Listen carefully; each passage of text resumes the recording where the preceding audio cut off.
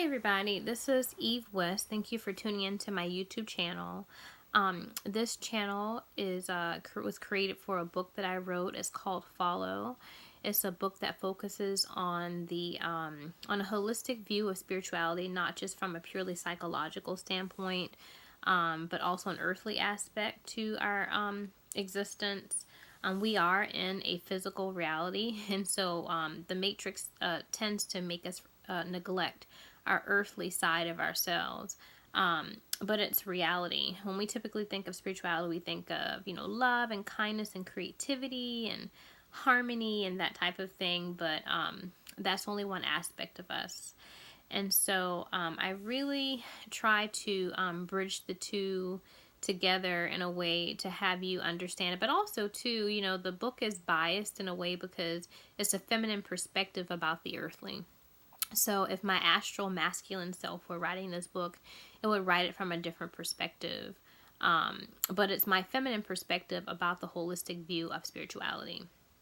Every video is is about each chapter, about a different chapter in the book. So I encourage you to actually watch the video before you read that particular chapter, because it's good to have prior knowledge. A lot of the topics that I talk about are unorthodox. They're not things that, are part of mainstream media and that type of thing, or mainstream teaching. And so some people have, certain words for it. They call it the occult or whatever the case is. But, it's important for you to hear my voice and get my perspective before you put your own perspective on the topics that I write about when you're reading. I think that, in order for you to get the truth of the matter, you have to hear, the other perspective before you make your own, and then somewhere in between lies the truth, so to speak. So there's a trinity aspect to my book, a feminine, a masculine, and then the truth between the two aspects. This particular chapter is called Eden. The last chapter of my book, I talked about Eyes Wide Shut. It was based upon the movie Eyes Wide Shut and the occult meaning behind sacral prostitution. I talk about being a sacral prostitute on the astral realm, and what that means, and how our reality is governed by Satanism and that type of thing. So Eden touches upon that a little bit, but it's mainly about I guess what you would call society itself. When you think about Eden, you think about the Garden of Eden in the book of Genesis. And, the Garden of Eden is like paradise. When people think of Eden, they think of paradise. And so when we hear about Adam and Eve put in the Garden of Eden, we tend to think that Adam and Eve had the run of the place. They were in a state of pleasure, and they sinned, and because they sinned, then they were kicked out of the garden. But that's really not the case. If we look at the origins of Adam and Eve, we see that God created Adam and Eve as slaves. It said that God, created Adam and Eve because he did not have anyone to till the ground. So in other words, he needed a slave. And also we see that when Adam was created, he separated Adam and Eve, which means that he separated spirit from matter. So the separation is what we call a disintegration, if you will. It's a creation of pride. Whenever you're separating something from yourself, you're judging it as something that's not you. And so this is what we call pride. So he really created, just chaos, so to speak, a chaotic aspect of the being through the separation. And so Eden is the ground, is the playing field that Adam and Eve were separated. And so God purposely separates Adam and Eve because he does not want them to ground the material for themselves. When you look at, we can think of America as Eden, right? Everyone wants to come to America. It's Babylon, right? It's all the different nations and stuff like that, and people from different places all melted into one. This is like a melting pot. And so, when we look at our forefathers said that we are here for the pursuit of happiness. It doesn't say that we're here for happiness itself. And so why is it really stressed that we're here for the pursuit? And so it goes into how we are placed here to have what we call an unconscious mind. To pursue, to have an unconscious is to have desires, to have wishes. And so we're fed a lot of things that gives us desire for things, but we don't have the sacral earthly aspect to ground those desires. And so, the purpose of Eden is just to make Adam and Eve have desire. And when, the creator God in the book of Genesis sees that Eve is consorting with the snake, and the snake is the spine. So if you want to think about the snake is like knowledge, it's the spine. It is the feeling body. It is the aspect of a human being that causes us to feel pleasure and to ground the material and really experience and feel, the fruits of our labor, so to speak. And so God does not want Eve grounding his kingdom for herself. This is supposed to be for God and, what he wants, so he can experience what he wants. And so if Eve actually experiences that for herself, then God is angry because he wants this for himself. That's why he made separation.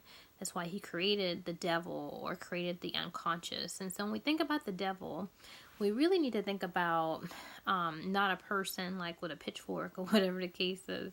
The devil just represents the veil. The devil is a veil. So he created a veil. That's why Eve is called Adam's wife. She's in the dark and she doesn't really know anything.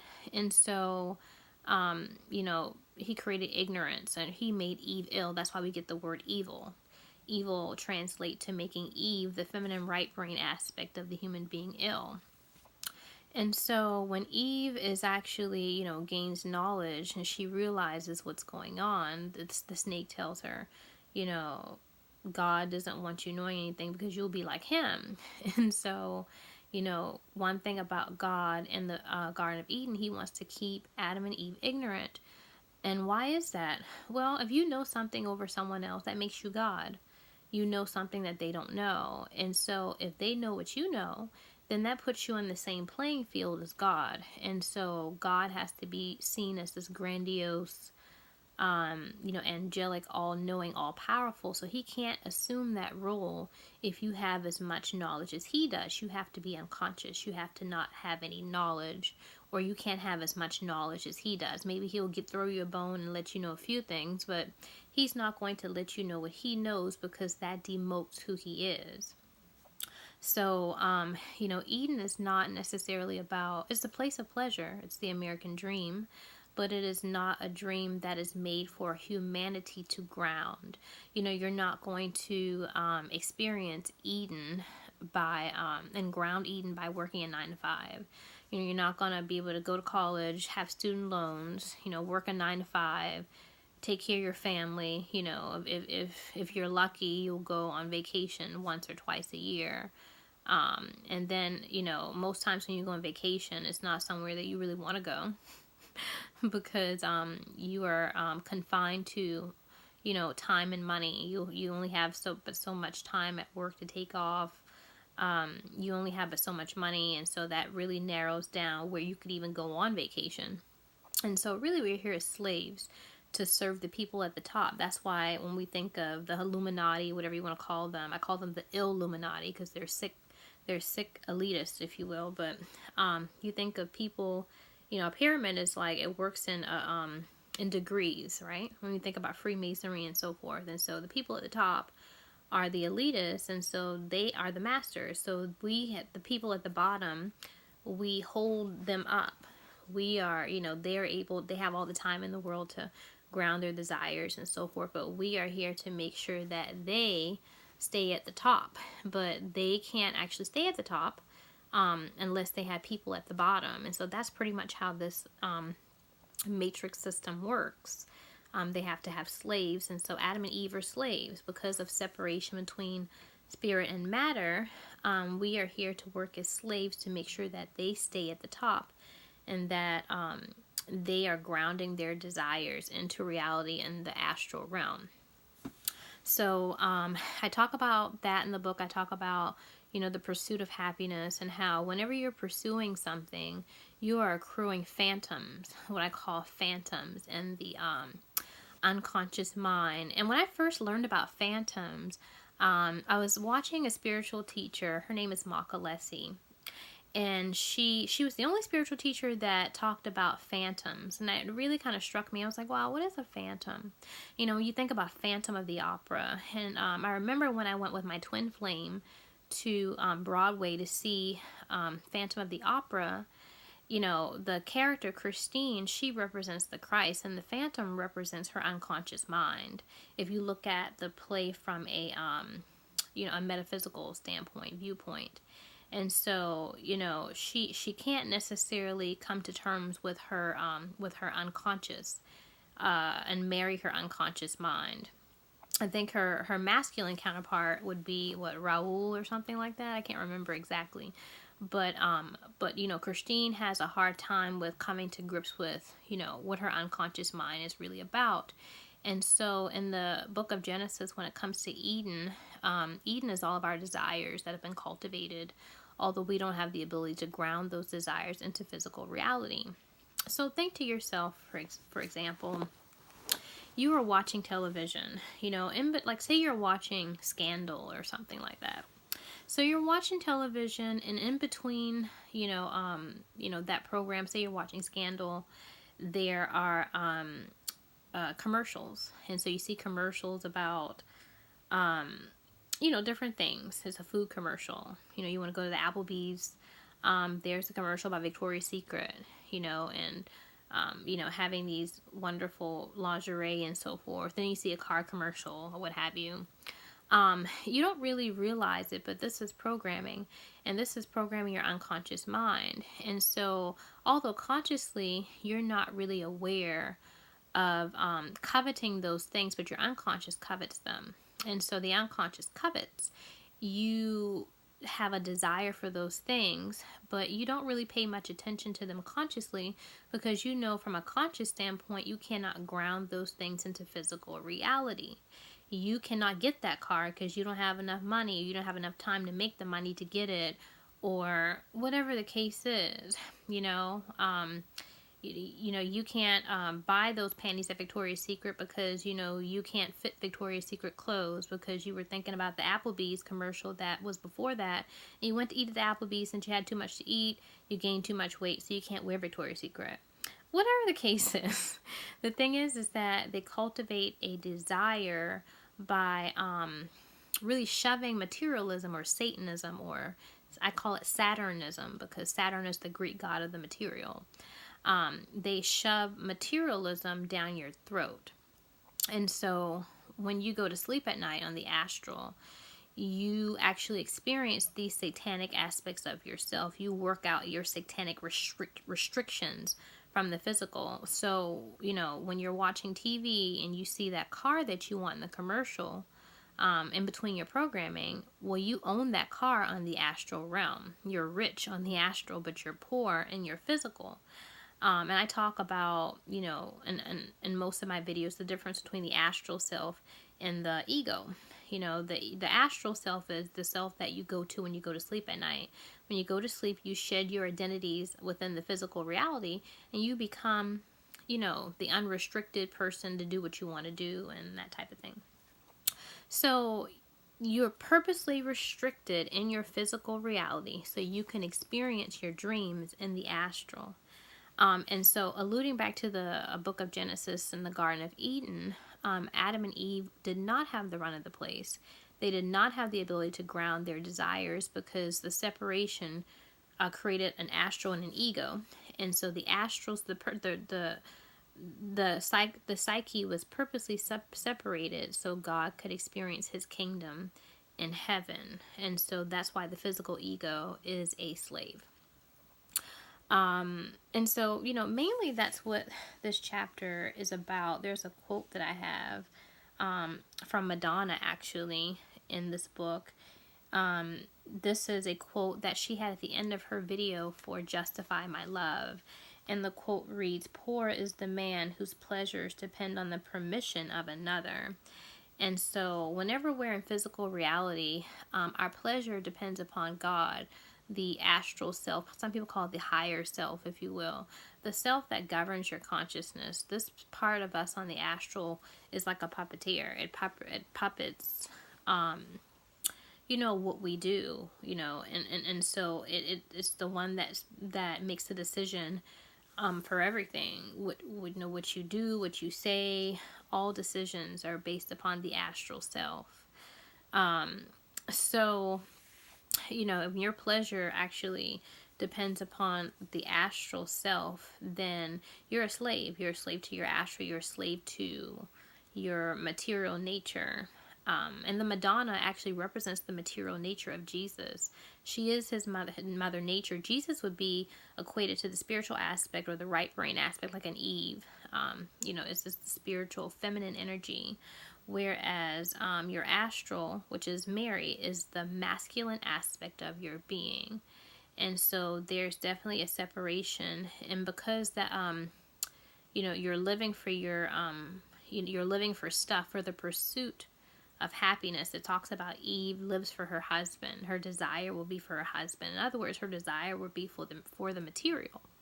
That is, pretty much what we do in the hell realm. This is not about having happiness. This is only about pursuing happiness and pursuing our dreams. And it's very disheartening to realize that a lot of the preconceived notions that we had about the book of Genesis and about Adam and Eve are wrong. How we were always taught that Adam and Eve were just bad, and they didn't do what God wanted them to do, and because of that they got punished and they got kicked out of the Garden of Eden. It's just not true. It talks about how God keeps Adam and Eve from their immortality. And so, he keeps Adam and Eve from their immortality because, he wants it for himself. This is not something that he wants, to give them. He wants them just to work for him, as slaves. And so you really think about the whole idea of God, the whole concept of God, and how God is, the whole concept of God and the demiurge is just a metaphysical weapon to keep slaves in check. You can even look at it on television. Any program that you listen to, I guarantee you, almost every program that you listen to, I'm sure there's some exceptions, you'll always hear the word God in the program. Always. It doesn't matter whether you're watching Sex and the City, or you're watching Scandal, or Empire, or you're watching, I don't watch TV, so I don't really know, what a lot of the latest programs and stuff like that. If you're watching South Park, you're going to hear God. You're going to hear about God and Jesus and Christ and all these different things. And so all of these words are really used to invoke fear. God is always watching you. And so it's diabolical genius to have humanity think that someone is watching their every move and judging them. Because it keeps you in check. You don't really have to resort to physical means as much. It's more psychological. And so, people who have an open third eye, they're actually persecuted more than other people. The more melanin you have, the more you have the ability to see past the constructs of the matrix, because melanin is produced by the third eye. So, you see, the people with the most melanin in our society are the ones who are persecuted the most. And we're also fed the most, satanic programming. We look at music like hip-hop music, targeted toward more melanated people. It's all about sex. It's all about money. It's all about murder and killing and stuff like that. So this is satanic stuff. And so it's purposely put there to make those people covet the material more and to debase and imbalance the third eye. The third eye within balance is supposed to be a beautiful thing, although it's governed by Saturn or Satan, whatever you want to call it. In balance, it's supposed to be a good thing. But whenever you're really feeding Satanism to the consciousness, it creates an imbalance, where instead of making a conscious choice about something, you are living for something, and that thing that you're living for becomes your God. So, say for example, you're an alcoholic, and you love to drink, and you can't really function without getting a drink. Well, that alcohol has become your god. It's different when you can make a conscious decision where you don't have a desire, but you're like, what, I would like to experience drinking, so I'm going to buy a drink. But when you really need a drink, you are really out of control and you're imbalanced, you're not conscious. And so the whole purpose of the hedonistic construct of the Matrix, the American dream, let's say, is the purpose of it is to make you, is to cultivate desire and cultivate a lack, to make you pursue happiness so you can't ever attain it, to cultivate the desire so you can come back into another matrix. It'll be another country, another nation, whatever. And you always reincarnate back because you have these phantoms and these unconscious aspects of you that you can never ground. Because every time we are separated in the reincarnation system, our earthly sacral aspect of us that grounds desires, your will, it is taken away from you. Your psychic abilities are taken away from you, and you function as like a mere mortal. Although you're not mortal, you're a divine immortal being within a sarcophagus, or I call it a coffin of the human body. And so whenever you have the sacral aspect of you in balance, you have superhuman powers. You literally have the ability to manipulate matter. You have access to your theta brainwave frequency. And so you are truly badass. Like, you can do whatever you want to do. It's like a superhero. But because of the constructs of the Matrix and how they press out, deactivate the part of you that can ground these desires within the hedonistic state environment, and they rot that aspect of us out, you can't do anything. You have to go to God. You have to go to God for your food. You have to go to God for shelter. You have to go to God for everything, life itself, because you don't have the ability to actually get those things yourself, because you're a slave for God, because of how you have been separated within this realm to believe that you're something that you're not. So, that's pretty much what Eden is about. I definitely encourage you to purchase the book and and really just get a feminine perspective, if you will, about the holistic view of spirituality, about the masculine and the feminine. Eve is targeted. What I represent is targeted. I'm targeted. So it's they want to, the powers that be, the elite, want to diminish and destroy Eve. They want to destroy the feminine right brain aspect of a being, because they don't want human beings to have free will. They feel that in having free will, that they won't be able to stay at the top anymore. And they're not willing to be slaves for us or to be on par with us. And so, that's one thing you have to know about slavery and about slave masters. Like thinking about slavery in the South, slave masters, they could never do what their slaves did in the field. If they had to actually come off of their high horse, so to speak, and actually plow the field and, do all these different things, they could not do it. If you saw elitists and you're like, you know what, you need to go ahead and work at the McDonald's or what have you, they'd be like, what? And they would feel like so, they would feel, I don't know, so demoted, demoted from, their status or whatever. It would be a real slap in the face for them. And so they're not willing to share power. They don't have the power to let power go. Let's just say that. They have the power to stand, but they don't have the power to kneel. And so to me, that's a very unholy way of being. You should have the power to both stand and to kneel. That makes you a more integrated, holy being. But when you only have the power to be God and to know more than other people, and and to be master and to have people work for you, you know, you should really take a look at yourself and say to yourself, you know, why am I like this? You know, why is it that I'm so power hungry? And, you know, they really just don't do introspection. They encourage their slaves to do introspection and to look at themselves. But, you know, whenever I was encouraged to do that, you know, in the beginning, I was like, wow, this is me, you know, when I started to see my unconscious mind, I was like, wow, I'm really a horrible person. But as I woke up out of my stupor, I really came to realize that I am not the creator, I'm the creation. And so since I'm the creation, I am not responsible for anything that the creator does. But the creator would rather blame the creation instead of taking ownership for what they did. And so you can think of the creator God in the book of Genesis is like a parent a handler, I call it handler, because parents care about their kids, right? I call it like a handler.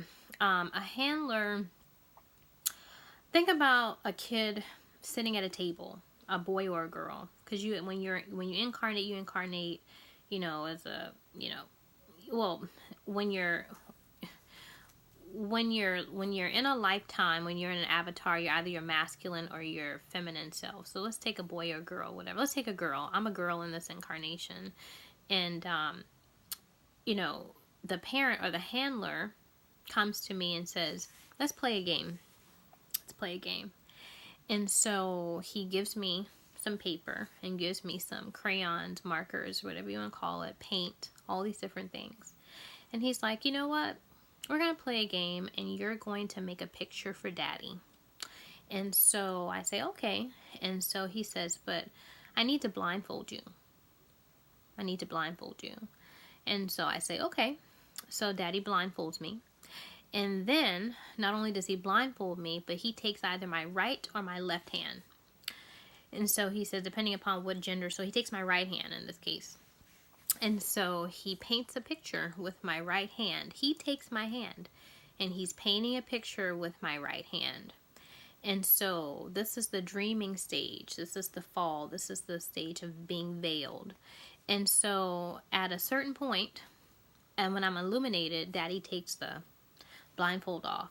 And I really see the picture that I made. And so I get blamed for that picture. And then I say to Daddy, well, Daddy, I was blindfolded. And he says, I really don't care. You know, this is a horrible picture. You did it. And I say, well, Daddy, you know, I didn't really do this. You took my hand and you actually guided me to do this. All the programming that you gave me from all the constructs of the matrix, from, you know, media and entertainment to religion to, you know, all these different things. Daddy, you know, if you had given me the crayon and I had ownership of the mind, I would have done and drew a better picture and lived with more integrity. But he says no. He said, you know what? Taking off this blindfold, you did it. It was you. You did it. Regardless of what, I have nothing to do with it. I'm judging you in a court of law, and you have to go back and draw another picture and make a better picture next lifetime. And so this is the idea of the creator God of Genesis. This is the creator God. And, you know, people tend to think of the creator as something good. But if you look more at the Gnostic text, you will see that the creator God is very menacing and evil and satanic. I believe he's called Yaldabaoth in the Gnostic text. And so he's the creator of this world. Even in like occult movies like The Wizard of Oz, you know, when the witch dies, she says, you destroyed my beautiful wickedness. That's duality. Something that's beautiful is wicked. And so when you look at this world, we see a whole bunch of beautiful things. Don't get me wrong, but we see a whole bunch of suffering and madness as well. So you think to yourself, you know, what type of God, you know, murders and pillages and rapes and kills and, you know, has all these different things. You know, why is there a God that's like that? And, you know, I do admit, you know, you do have to have duality in order for life to happen, but there shouldn't be such a polarization of a human being to where it's so dismal. Life is supposed to be more about balance. But when we turn on the news, we hear more about, you know, bad things than good. And so there needs to be a balance to the universe in order for life to flourish and for us to be happy. You know, I don't believe in, when in physicality, I don't believe in just a feminine principle. Everything should be wonderful all the time. I don't believe that. In order for life to happen, you do have to have some push. You do have to have, you can't have a stasis, you know, where everything is great. When you have stasis, then you have suffering. That's why we see the elite suffering. You know, they have all the money and time in the world, and then eventually they start to degenerate and have what they call a reprobate mind, where it's like it's like when they, I don't know, they just have too much stuff. And so they really degenerate and they start doing drugs, and you start hearing about them in the tabloids. And, you know, it's just definitely actual, their state of mind becomes more to degenerate and devolve into disgust and filth, because, you know, they've reached a plateau of stasis in terms of experiencing the material. So that is pretty much what Eden, the chapter Eden, is about. I hope that you enjoy reading that particular chapter. And I always give a preview to what the next chapter is going to be about. The next chapter of my book is called Better Than Sex. It's called Better Than Sex. And we all love talking about sex, right? Sex is like great. But I talk about something better than sex in the next chapter. So I don't want to get too much into it because, you know, everybody loves sex in the Matrix. And so you definitely want to know what's better than sex, right? You know, there can't be anything better than that. So I will leave you with that. So I will see you guys in the next video, Better Than Sex. Thanks for watching.